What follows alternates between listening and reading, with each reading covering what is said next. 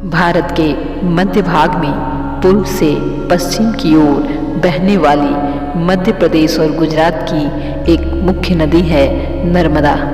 यह मैखल पर्वत के अमरकंटक शिखर से निकलती है।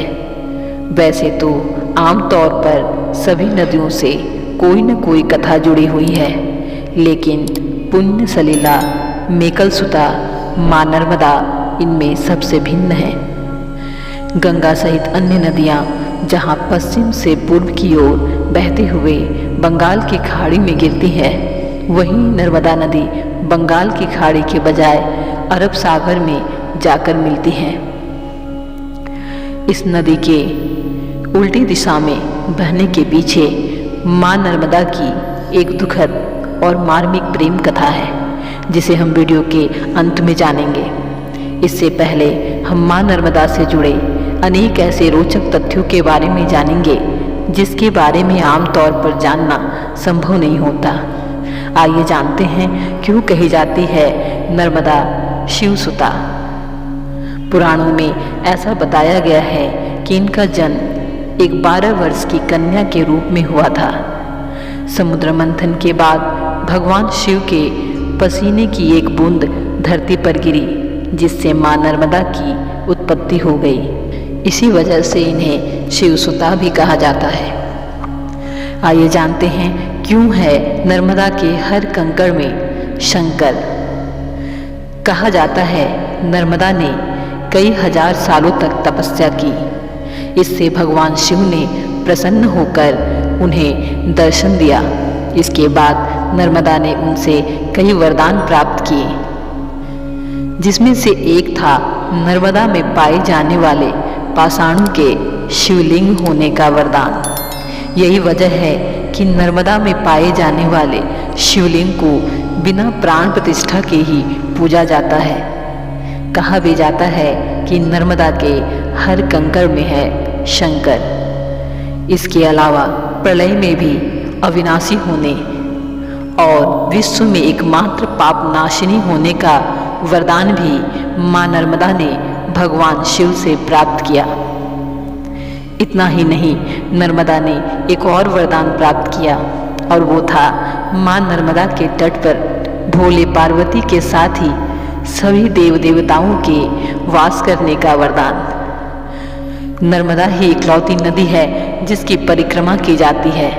बड़े बड़े ऋषि मुनि नर्मदा के तटों पर गुप्त तप करते हैं। यह एकमात्र ऐसी नदी है जिसका पुराण है। चलिए अब जानते हैं कि क्यों बहती है नर्मदा नदी उल्टी दिशा में। इसके पीछे एक अत्यंत ही मार्मिक कथा है। पुराणों के अनुसार अपने प्रेमी सोनभद्र से क्रोधित होकर ही इन्होंने उल्टी दिशा में बहने का निर्णय लिया और गुस्से में अपनी दिशा परिवर्तित कर ली। नर्मदा नदी के बारे में कहा जाता है कि यह राजा मैखल की पुत्री थी। नर्मदा के विवाह योग्य होने पर मैखल ने उनके विवाह की घोषणा करवाई। साथ ही यह भी कहा कि जो भी व्यक्ति गुलबकावली का पुष्प लेकर आएगा, राजकुमारी का विवाह उसी के साथ होगा। इसके बाद कई राजकुमार आए, लेकिन कोई भी राजा मैखल की शर्त पूरी नहीं कर सका। तभी राजकुमार सोनभद्र आए और राजा की गुलबकावली पुष्प की शर्त पूरी कर दी। इसके बाद नर्मदा और सोनभद्र का विवाह तय हो गया।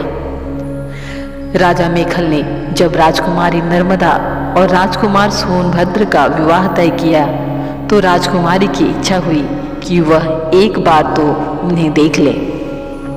इसके लिए उन्होंने अपनी सखी जुहिला को राजकुमार के पास अपने संदेश के साथ भेजा, लेकिन काफी समय बीत गया और जुहिला वापस नहीं आई।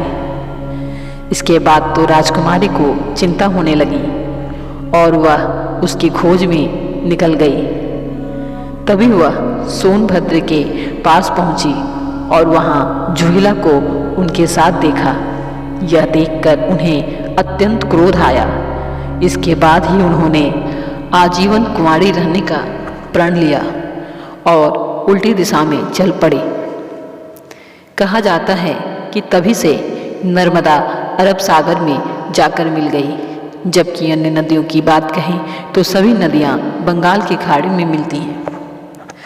अगर भौगोलिक स्थिति को देखें तो पता चलता है कि नर्मदा नदी एक विशेष स्थल पर सोनभद्र नदी से अलग होती है। अपनी सखी के विश्वास को खंडित करने की वजह से ही जोहिला को पूजनीय नदियों में स्थान नहीं दिया गया है। नर्मदा मनुष्य को देवत्व प्रदान करते हुए अजर अमर बनाती है। नर्मदा चाहे ग्राम हो या वन, सभी स्थानों में पवित्र है, जबकि गंगा कनखल में एवं सरस्वती कुरुक्षेत्र में ही अधिक पवित्र मानी गई है। नर्मदा दर्शन मात्र से ही प्राणी को पवित्र कर देती हैं, जबकि सरस्वती 3 दिनों तक स्नान से, यमुना 7 दिनों तक स्नान से, गंगा 1 दिन के स्नान से प्राणी को पवित्र करती हैं। नर्मदा शिव की इला नामक शक्ति है। ऐसी पुरातन मान्यता है कि गंगा स्वयं प्रत्येक साल नर्मदा से भेंट एवं स्नान करने आती हैं। त्वदीय पाद पंकज नमामि देवी नर्मदे, हर हर नर्मदे, हर हर महादेव।